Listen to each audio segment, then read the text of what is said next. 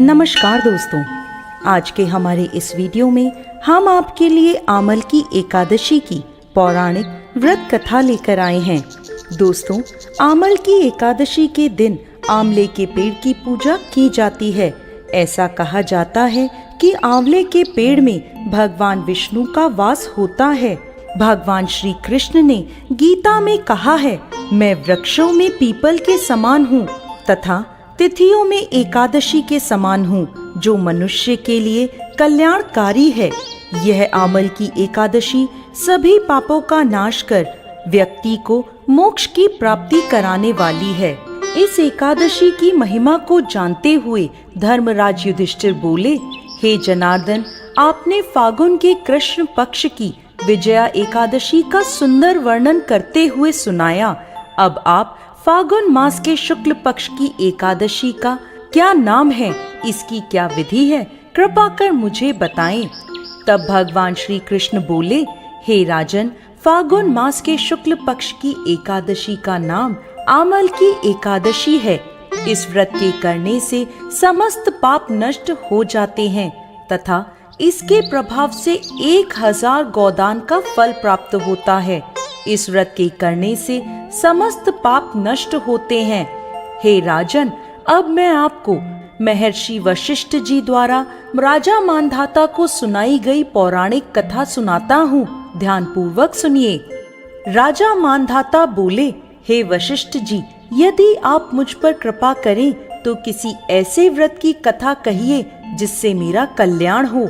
महर्षि वशिष्ठ बोले, हे राजन, सब व्रतों से उत्तम और अंत में मोक्ष देने वाली आमल की एकादशी के व्रत का मैं वर्णन करता हूँ। एक वैदिक नाम का नगर था, जिसमें ब्राह्मण, क्षत्रिय, वैश्य और शूद्र चारों वर्ण आनंद सहित रहते थे। उस नगर में सदैव वेद ध्वनि गूंजती रहती थी तथा पापी, दुराचारी, नास्तिक लोग उस नगर में नहीं रहते थे। उस नगर में चैत्रथ नामक चंद्रवंशी राजा राज्य करता था। वह अत्यंत विद्वान तथा धर्मी था।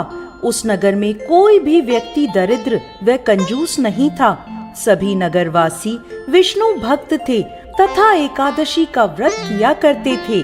एक समय फागुन मास के शुक्ल पक्ष की आमल की एकादशी आई। उस दिन उस नगर के राजा ने, प्रजा ने तथा बालक और वृद्धों ने सब ने मिलकर हर्ष पूर्वक व्रत किया। राजा अपनी प्रजा के साथ मंदिर में जाकर कुंभ स्थापित करके धूप, दीप, नैवेद्य, पंचरत्न आदि से आंवले का पूजन करते हुए कहने लगा, हे धात्री, तुम ब्रह्म स्वरूप हो, तुम ब्रह्मा जी द्वारा उत्पन्न हुए हो और समस्त पापों का नाश करने वाले हो। तुम्हें नमस्कार है। अब तुम मेरा अर्घ स्वीकार करो। तुम श्री रामचंद्र जी द्वारा सम्मानित हो। मैं अपनी प्रार्थना करता हूँ, अतः आप मेरे समस्त पापों का नाश करो। उस मंदिर में सब ने रात्रि में जागरण किया। रात के समय वहाँ एक बहेलिया आया जो अत्यंत पापी और दुराचारी था। वो अपने परिवार का पालन जीव हत्या करके किया करता था।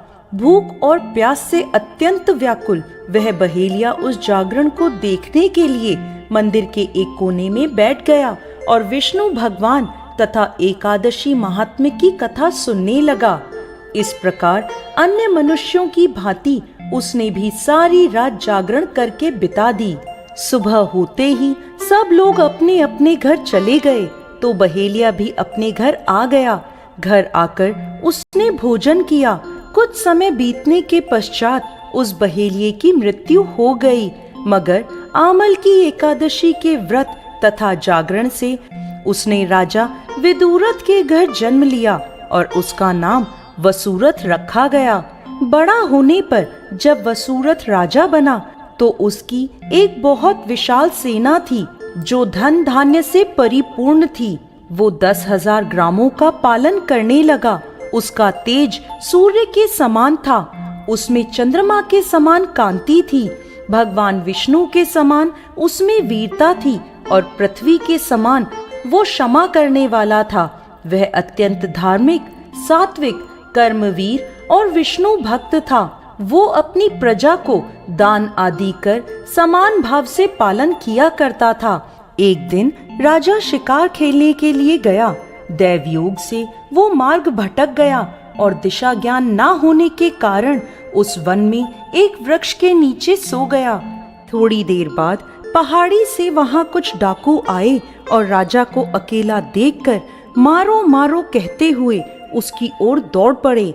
वो कहने लगे कि इस दुष्ट राजा ने हमारे माता पिता, पुत्र पौत्र आदि अनेक संबंधियों को मारा है तथा देश से निकाल दिया है, अतः इसको अवश्य मरना चाहिए। ऐसा कहकर वो डाकू राजा को मारने दौड़े।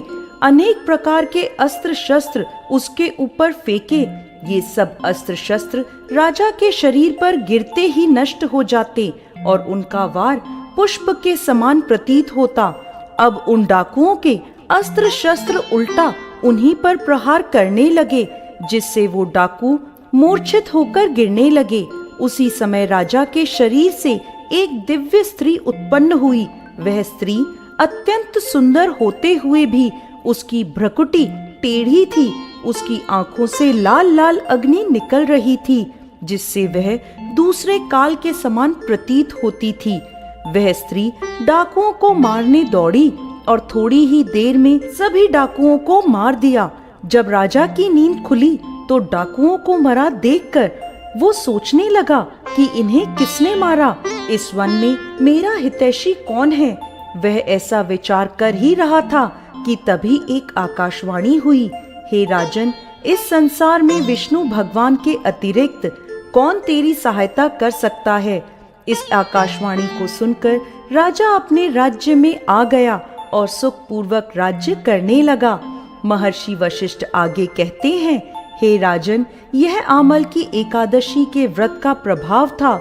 जो मनुष्य इस आमल की एकादशी का व्रत करते हैं वह प्रत्येक कार्य में सफल होते हैं और अंत में विष्णु लोक को जाते हैं।